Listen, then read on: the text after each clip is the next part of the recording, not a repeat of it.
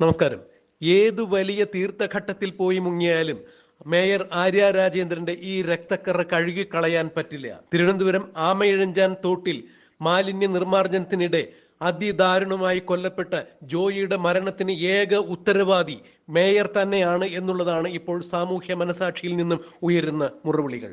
തിരുവനന്തപുരം കോർപ്പറേഷനും മേയർ ആര്യ രാജേന്ദ്രനും ദുരന്ത നിവാരണ സേനയുമെല്ലാം ഇതിൽ ഒന്നാം പ്രതി, രണ്ടാം പ്രതി, മൂന്നാം പ്രതിയായി വരുന്നു എന്ന് തന്നെയാണ് ഇപ്പോൾ കേരളത്തിലെ ആബാല വൃദ്ധജനങ്ങളും പറയുന്നത്.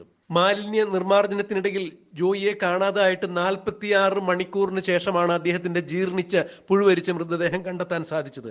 ഈ മൃതദേഹം കണ്ടെത്തിയോടുകൂടി രാഷ്ട്രീയക്കാരുടെ ഒഴുക്കായിരുന്നു ആശുപത്രിയിലേക്കും മൃതദേഹം കണ്ടെത്തിയ തോട്ടിലേക്കും. ഈ ശവത്തിന് യഥാർത്ഥ അവകാശികൾ ഞങ്ങളാണ് എന്ന് സന്ദേശം എന്ന സിനിമയിൽ പറയുന്നത് പോലുള്ളൊരു അവസ്ഥയായിരുന്നു അവിടെ എല്ലാ രാഷ്ട്രീയക്കാരും കൂടി ചിത്രീകരിച്ചത്.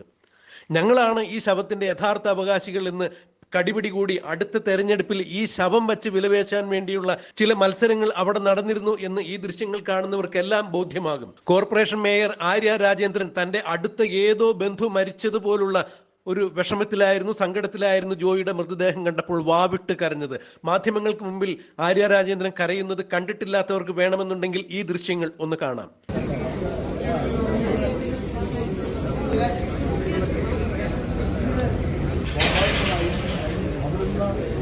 3 ദിവസം ജോയിയെ കാണാണ്ടാവുമ്പോൾ അവർക്ക് പ്രതീക്ഷയുണ്ടായിരുന്നത്രേ. എങ്ങനെയാണ് പ്രതീക്ഷിക്കാൻ സാധിക്കുക? മാലിന്യ കൂമ്പാരം അടിഞ്ഞുകൂടി ദുർഗന്ധം വമിക്കുന്ന, വിഷവായു വമിക്കുന്ന ഈ ദുർഗന്ധത്തിന്റെ ചാലിൽ നിന്നും അതിലകപ്പെട്ടു പോയ ഒരു മനുഷ്യൻ 3 ദിവസങ്ങൾക്ക് ശേഷം മാന്ത്രിക സിനിമയിലെ നായകന്മാരെ പോലെ ഉയർത്തെഴുന്നേറ്റ് വരും എന്ന പ്രതീക്ഷ ആര്യ രാജേന്ദ്രൻ ഉണ്ടായിരുന്നു എന്ന് പറയുമ്പോൾ ഇത് കേവലം വോട്ട് തട്ടാനുള്ള ഒരു രാഷ്ട്രീയക്കാരിയുടെ ചീഞ്ഞളിഞ്ഞ, അതായത് ആമയിഴഞ്ചാൻ തോട്ടിൽ മാലിന്യത്തെക്കാൾ ചീഞ്ഞളിഞ്ഞ രീതിയിലുള്ള ദുർഗന്ധം വമിക്കുന്ന വാക്കുകളാണ് അവരുടെ വായിൽ നിന്ന് വന്നത് എന്ന് തന്നെയാണ് ഇപ്പൊ കേരളീയ സമൂഹം മൂക്കത്ത് വിരൽ വെച്ചുകൊണ്ട് പറയുന്നത്.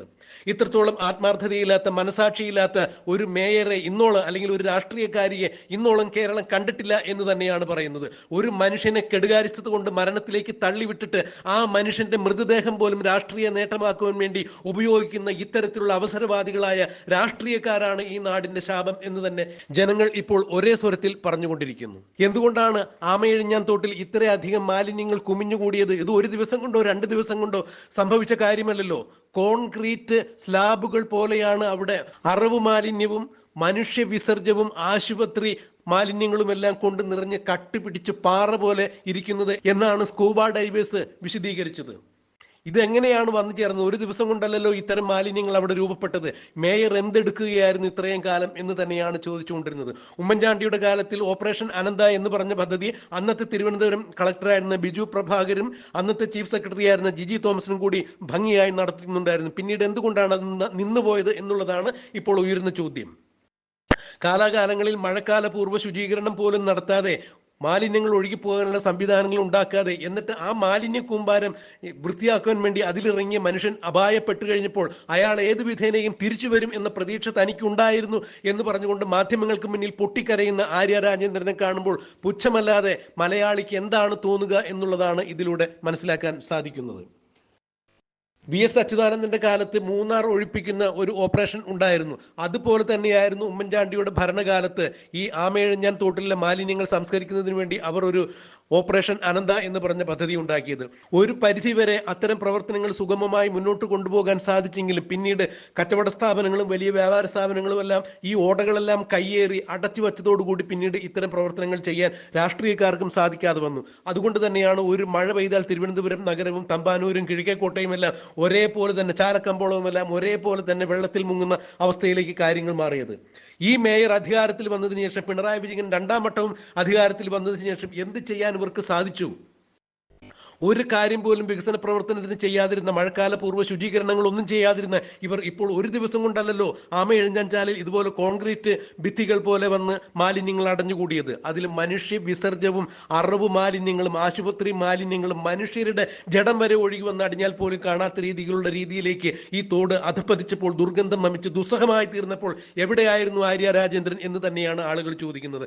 ഇന്നിപ്പോൾ അത് ക്ലീൻ ചെയ്യാൻ ഇറങ്ങിയ ഒരു മനുഷ്യൻ അതിദാരുണമായി കൊല്ലപ്പെട്ടു കഴിഞ്ഞപ്പോൾ അതിന്റെ പേരിൽ മുതലെടുക്കുവാൻ വേണ്ടി മുതലക്കണ്ണീരൊഴുക്കുന്നു എന്ന് തന്നെയാണ് ആര്യയെക്കുറിച്ച് എല്ലാവരും ഒരേ സ്വരത്തിൽ പറയുന്നത്. ഇത് ഇരട്ടത്താപ്പാണ്, രാഷ്ട്രീയക്കാരന്റെ ഇരട്ടത്താപ്പ് തന്നെയാണ്.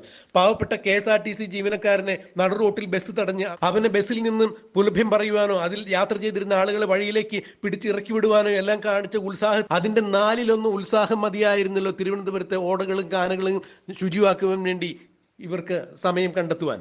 അപ്പോൾ അത്തരം കാര്യങ്ങൾ, വികസന കാര്യങ്ങളിൽ ഒന്നും താല്പര്യമില്ലാതെ തങ്ങളുടെ അധികാരവും സ്വാർത്ഥതയും മറ്റുള്ളവരെ കാണിച്ച് പെരുമയും പേര് നേടാൻ വേണ്ടി നടത്തിയ പൊറോട്ട് നാടകങ്ങൾ മാത്രമാണ് ആര്യയുടെ ആകെ സമ്പാദ്യം, അല്ലെങ്കിൽ അത് മാത്രമേ അവർക്ക് അറിയുള്ളൂ എന്നാണ് അടുത്ത കാലത്ത് കേരളം കണ്ട് മനസ്സിലാക്കിയത്.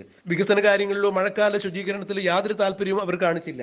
തിരുവനന്തപുരം സ്മാർട്ട് സിറ്റിയുടെ പേരിൽ തിരുവനന്തപുരം ആകെ കുത്തിപ്പൊളിച്ചിട്ടിരിക്കുന്നു. ഇതിലും കൃത്യമായ ഇടപെടലുകൾ നടത്താൻ മേയർ എന്ന രീതിക്ക് ആര്യ രാജേന്ദ്രന് കഴിഞ്ഞിട്ടില്ല എന്നുള്ളത് എടുത്തു പറയേണ്ട കാര്യം തന്നെയാണ്. കടുത്ത വേനലിനെ തുടർന്നാണ് മഴ വന്നത്. ഈ വേനൽക്കാലത്തൊക്കെ ഇവരെവിടെയായിരുന്നു, അല്ലെങ്കിൽ എന്ത് തരത്തിലുള്ള ഒരു വികസന പ്രവർത്തനമാണ് അല്ലെങ്കിൽ ശുചീകരണ ജോലിയാണ്? പുഴകളും തോടുകളും ഇങ്ങനെ മഴക്കാലത്ത് നിറഞ്ഞൊഴുകും എന്നിവർക്ക് അറിയാൻ വയ്യായിരുന്നോ എന്ന് തന്നെയാണ് തിരുവനന്തപുരം നിവാസികൾ ഒരേ സ്വരത്തിൽ പറയുന്നത്. ഇന്നിപ്പോൾ ഒരു മനുഷ്യൻ ആ മാലിന്യം ക്ലീൻ ചെയ്യാൻ വേണ്ടി അതിലിറങ്ങി അദ്ദേഹം അതിദാരുണമായി കൊല്ലപ്പെട്ടു കഴിഞ്ഞപ്പോൾ ആ ശവം പൊങ്ങി കഴിഞ്ഞപ്പോൾ കരയുന്നു, മോർച്ചറിയുടെ മുമ്പിൽ വന്ന് മാധ്യമങ്ങൾക്ക് അഭിമുഖം കൊടുക്കുന്നു. ഇത് തീർച്ചയായും രാഷ്ട്രീയക്കാരന്റെ ഇരട്ടത്താപ്പാണ്. ശവം വെച്ച് പോലും വോട്ട് നേടുന്ന രാഷ്ട്രീയക്കാരന്റെ തരം താണെന്ന രാഷ്ട്രീയ കളി തന്നെയാണ്. അല്ലാതെ ഇതിനെന്താണ് മറുപടി പറയുക?